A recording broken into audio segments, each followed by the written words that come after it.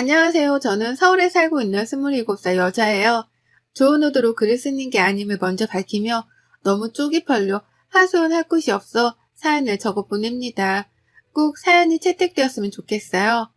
인생 선배님들의 진심 어린 좋은 댓글도 필요로 하고요. 저는 한마디로 사고쳐서 결혼한 케이스입니다. 대학교 2학년 때 임신을 하게 되면서 학교를 휴학하자마자 결혼을 했고요. 그 후 대학은 어찌저찌 졸업을 하긴 했으나 애를 낳고 나서부터는 애를 키우고 산 기억밖에 없네요. 그래도 결혼 6년 차라며 예전만큼 낯설어 힘들어하는 일은 없고요. 제가 사연을 적게 된 이유는 애 키우는 게 힘들거나 유별나서가 아닙니다. 주제 파악을 하지 못하는 제 젊은 시어머니 때문이죠. 미리 말씀드리자면 저희 시어머니는 정말 어리세요. 저도 사고를 쳐서 아이를 낳기는 했지만 저희 시어머니는 저보다 더 어린 나이였던 19살에 사고를 치고서는 남편을 낳으셨답니다. 남편이랑 제가 1살 차이니까 시어머니는 저랑 19살밖에 차이가 나질 않으셨어요. 그러니까 아직 반백살도 살지 않으신 젊은 어머님이셨답니다. 제가 임신을 했었을 적에 어머님은 본인도 아이를 일찍 낳았는데 아무런 문제가 없이 잘만 키우고 살았다며 적극적으로 저를 위로해 주셨어요. 지금 당장에 앞이 막막하고 큰일이 난 것처럼 느껴질 테지만 아이를 낳고 살아가다 보면 이게 얼마나 별일이 아니었는지를 알게 될 거라며 좋은 덕담도 많이 해주셨고요. 당장에 저희 부모님으로부터 원망과 미움을 사고 있었던 저는 위로해 주시는 어머님이 정말 신적으로 느껴졌었답니다. 꼭 성모 마리아를 보는 듯이 시어머니를 바라볼 때면 어머님 등 뒤에서 빛이라도 나는 듯 했어요. 그 정도로 저는 어머님이 좋았었답니다. 그래서 결혼을 하고 처음 2년 정도는 시댁에서 지낼 요랑으로 시댁에서 합교살이를 시작했었는데요. 너무 가까이 그리고 매일같이 서로 얼굴을 보며 살아서였을까요? 저는 슬슬 시어머니에 대한 실망이 커져갔고 그도 모자라 부끄럽기까지 하며 온갖 수모를 견뎌내야 했답니다. 수모 따위를 안 겪고 살려고 해도 어머님이 자꾸 일거리를 만들어내시는 바람에 제가 민망스러울 수밖에 없는 상황들이 연속해서 일어나곤 했어요. 예를 들면 같이 사는 내내 장이라도 보러 갈 때면 어머님이랑 제가 꼭 같이 집을 나섰거든요. 식구가 늘어났기에 어머님 혼자 나갔다가 장바구니를 들고 오는 게 무리여서 제가 선뜻 도와드리고자 함께 나선 것이었습니다. 그런데 정말 전 태어나서 이렇게 목소리가 큰 사람을 처음 봤어요. 목소리뿐이게요.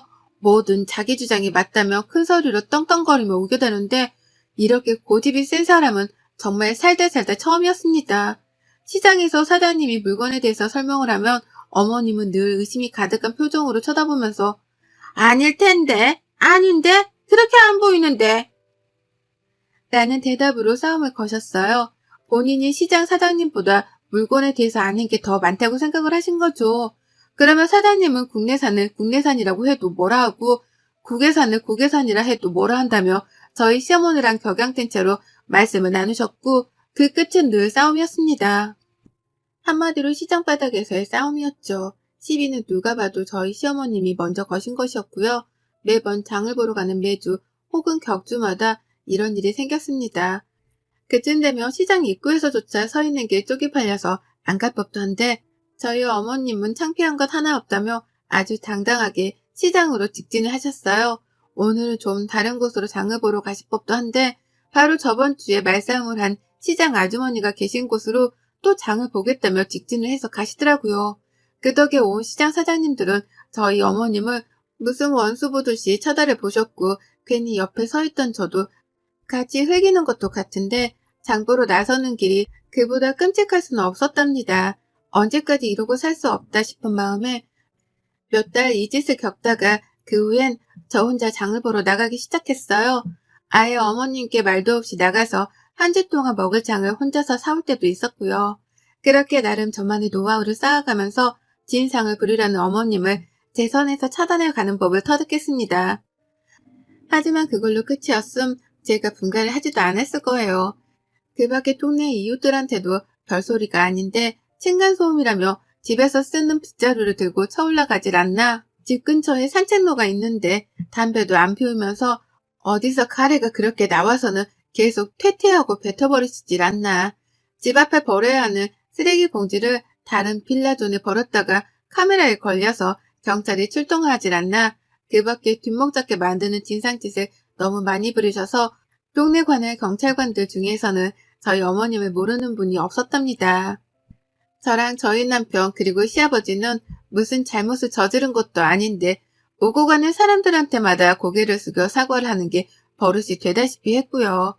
참 별별 꼴을 다 보고 나서야 제가 학을 떼듯이 분가를 하겠다고 선포를 했고 남편도 아이한테 나쁜 영향을 줄까 겁이 난다며 바로 동의를 하곤 집을 나왔어요. 그렇게 따로 나와서 산 지가 올해로 4년 차입니다. 용케도 버텨낸 2년이었고 그 시간 때문에 저는 시어머니에 대한 저의 선입견을 아직 다 고쳐내지 못한 중이었어요. 겨우 거리를 두고 사는 중이었고 집이 멀던 이유로 어머님은 저희가 먼저 찾아뵙지 않는 이상 제 발로 만나려고 하지는 않으셨어요. 다만 평소에도 아이 사진 좀 보여달라는 연락을 자주 해오셔서 대면대면함에도 불구하고 카톡 연락을 꾸준하게 하며 지내고 있었습니다. 유치원 입구 앞에서 친구들과 밥 먹는 모습으로 혹은 앞에서 걸어가고 있는 뒷모습 등등 구체적인 모습을 하고 있는 사진을 원하시는 바람에 저는 늘 시어머니의 입맛에 따라 사진을 찍는 게 버릇이 되다시피 했어요. 하여간 까다롭기로는 정말 1인자셨고 남이 불편해하거나 기분 나빠할 것이라는 배려 따위는 전혀 해주지를 못하셨습니다. 그러니 가장 가까이 있는 사람 중 하나인 제가 피해를 가장 많이 보는 피해자가 되곤 했죠. 지금껏 결혼해서 살며 시어머니에 대한 얘기를 늘어놓자면 정말 한 트럭인데요. 불과 지난 5월 시어머니가 차를 뽑게 되면서 전보다 더한 진상살이가 시작되었답니다. 어머님께서는 기존에 조그마한 자가용을 가지고 계셨으나 사고를 내신 이후로 시아버지가 다시는 운전하지 말라며 그걸 폐차시켜 버리셨어요. 먼저 들이받고는 잘못이 없다며 배째라를 시전하다가 온 가족들이 출동해서는 블랙버스를 보고서 상대편 차량 주인분께 열심히 사과를 했었더랬죠. 그때 기억으로는 시어머니 또래 운전자분만 보면 횡단보도를 건너다가도 못 건널 것 같고 마트에서 마주쳐도 흠칫거리곤 합니다. 저희 어머님 생각이 나서 말이죠. 오죽했음 시아버지께서도 차를 폐차시키셨을까 싶은 마음이 들며 충분히 이해가 갔고 그 이후 암묵적으로 시어머니께서는 다신 운전을 하지 못하시는 줄 알았는데요. 글쎄 시어머니가 온 가족들에게 비밀로 하고는 차를 뽑아오신 거예요. 중고차를 어디서 구매하셔서 말입니다. 친한 지인분 아들이 초보운전용으로 타고 다니던 차를 판다고 해서 그걸 덜컥 사셨다는 거예요. 결국 그 바람에 어머님은 다시 차를 몰게 되셨고 저는 어머님의 조수석에 앉아 시어머니를 감시하는 역할을 맡게 되었답니다. 시아버지랑 남편이 부탁을 하셨거든요. 평일 대낮에 집에 있는 사람이라고는 저 하나뿐이니 저라도 어머님이 운전을 하실 때 옆에 꼭 붙어서 엄한 사람이 다치거나 욕먹지 않게 해달라고 말입니다.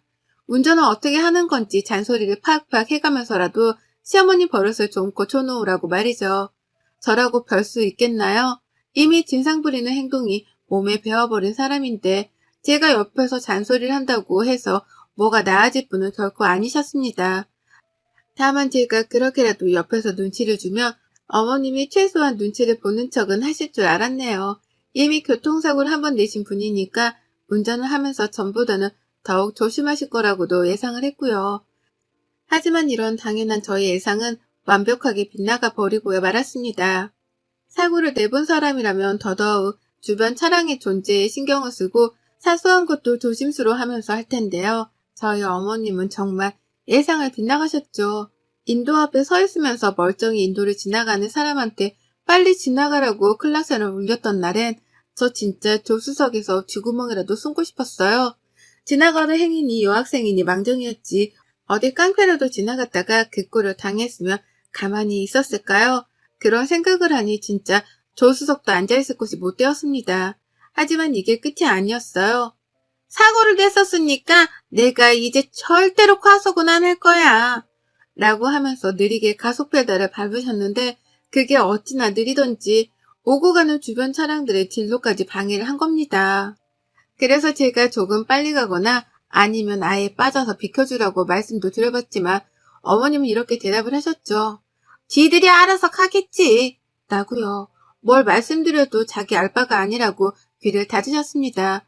오고 가는 차량들이 운전을 똑바로 하라면서 클락션을 내내 울리는데도 아랑곳하지를 않으셨어요. 오히려 깃다갑게 자꾸 빵빵거린다면서 한 번은 창문을 열고 가운데 손가락을 찍혀 올려 버리셨습니다.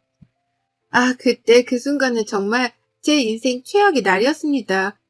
온 차들이 저희를 지켜보는데 작은 차 안에 운전자가 당당하게 가운데 손가락을 찍혀 올리니 저 멀리 있던 차량의 아저씨까지 창문을 열고는 소리를 지르셨어요.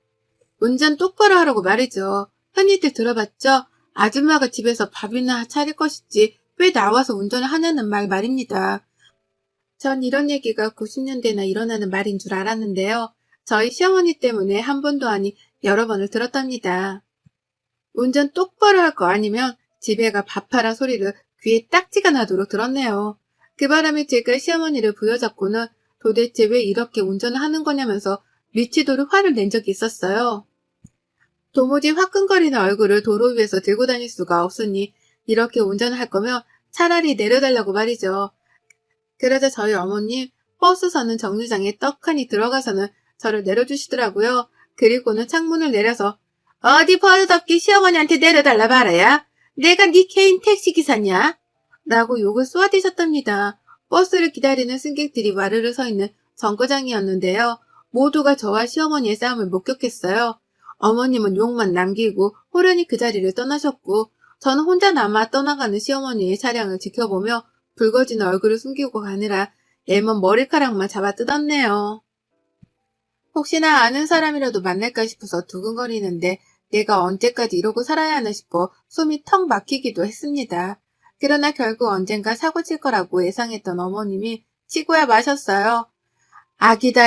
고 기다리던 그 사고를 정말로 쳐내신 겁니다. 그날따라 왠지 시어머니랑 차를 같이 타고 싶지 않았는데 어머님이 애사진을 보여달라고 전날부터 닥달을 하시다가 자연스럽게 시아버지가 병원을 가셔야 한다고 말씀을 하셨어요.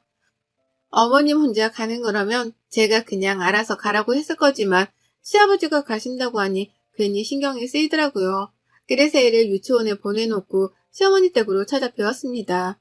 시아버지께서는 나가는 순간부터 시어머니 차를 타기 싫다면서 입이 대빨 튀어나오셨어요.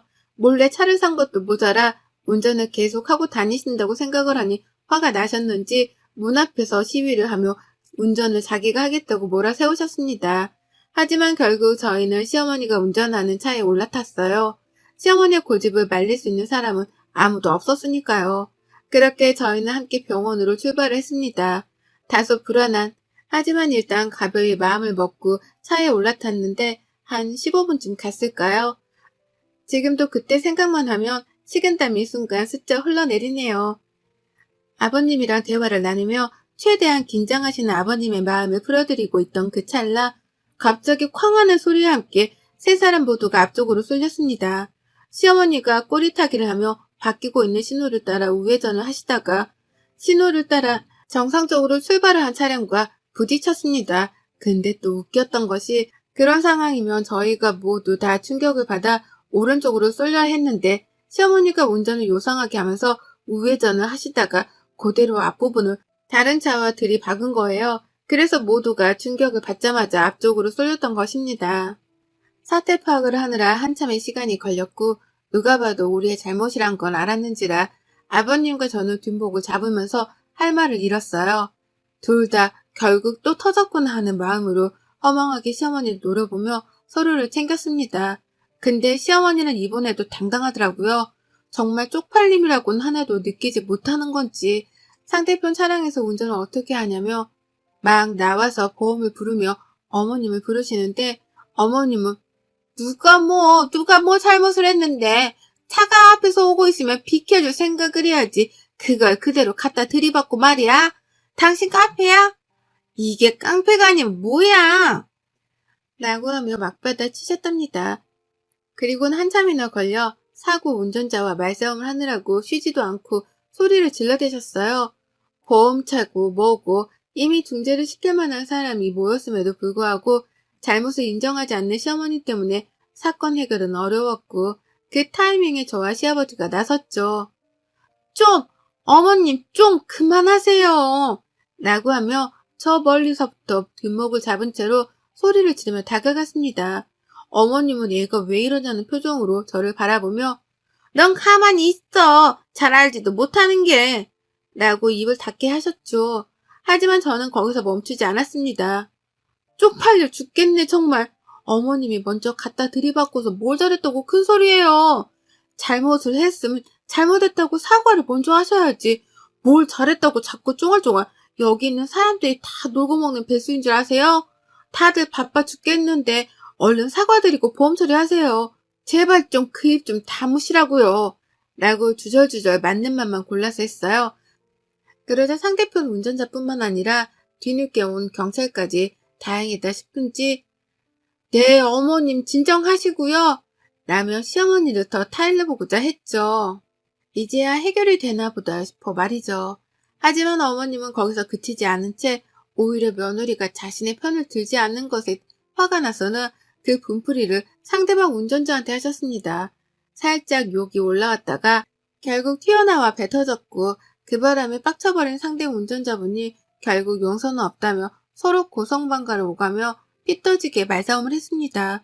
그리고 전 그 상황에서 시아버지고 뭐고 아무것도 보이질 않았고요. 그저 죄 없는 사람이 피해만 보지 않았으면 하는 마음에서 경찰분께 이실직고를 했답니다. 시어머니가 100% 잘못을 한 거고 내가 뒤에서 다 목격을 했다고 언제든 증인이 필요하면 불러달라고 전화번호까지 남겼어요. 그리고는 그 상황을 얼른 벗어나야겠다며 오만 사람들이 지나가며 쳐다보고 있던 사고 현장을 혼자서 벗어났습니다. 정말 지옥과도 같은 시간이었네요. 시어머니는 제가 한참 멀리 떨어져 가고 나서야 며느라, 야 너 어디 가? 놔두고 어디 가냐니까? 라며 불러대셨어요. 중간중간에 씨라는 단어를 몇 번 첨가해 가면서 열불 난다는 티를 팍팍 내기도 하셨죠. 하지만 저는 끝까지 시어머니를 모른 척 했고 그 길로 집을 향해 달려오고 난 후에야 숨을 돌릴 수 있었습니다. 내가 다시 시어머니의 차량에 올라타면 사람이 아니라는 생각으로 시어머니 번호까지 단박에 차단을 해버렸어요. 남편한테도 바로 사실을 털어놓으면서 어머님이 또 길 한복판에서 멀쩡한 사람을 쳐놓고서 발뺌하는 대형 사고를 쳤으니 그런 줄 알라 경고도 남겨놨고요.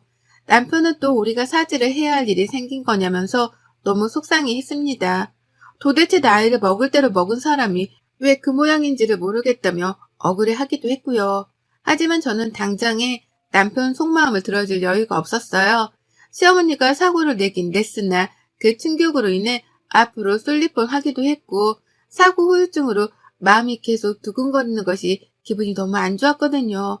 일단 저도 휴식을 취해야 했기 때문에 시어머니를 완전히 무시하고 모른 척하며 안정을 취했습니다.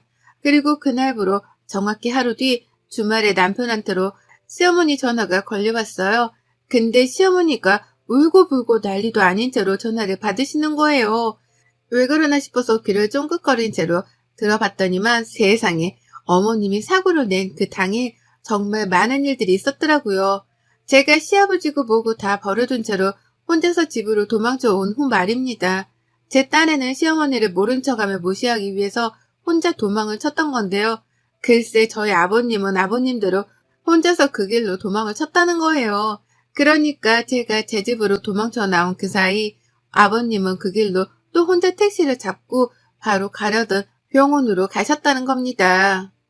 그 바람에 사고 현장에 남은 건 시어머니 혼자셨고 이미 상대편 운전자를 필요 이상으로 열받게 만들어버린 시어머니는 모두가 보는 앞에서 상대편 운전자가 내뱉는 욕과 폭언을 들어가면서 욕바지가 되셨다고 해요. 엄밀히 말하면 시어머니가 잘못을 저지르고 이 모든 상황을 만든 장본인이니 욕바지라고만 표현을 할 수는 없지만 그 상황에서 자신의 행동에 대가를 치르신 건 분명해 보였습니다. 그 길로 충격이 크셨지만 진정을 할 새도 없이 어머님은 경찰서로 끌려가셨다고 하고요. 상대편 운전자분이 괘씸하다며 정신적 피해보상까지 요청을 하게 되며 이 일은 소송으로까지 번지게 되었다고 하더군요. 그런데 아무리 전화를 해도 아무도 안 받고 시아버지도 집을 나가버리셔서는 어제 하루 집에 들어오지를 않았다며 겁에 질려 하기까지 하셨답니다. 네, 그렇습니다.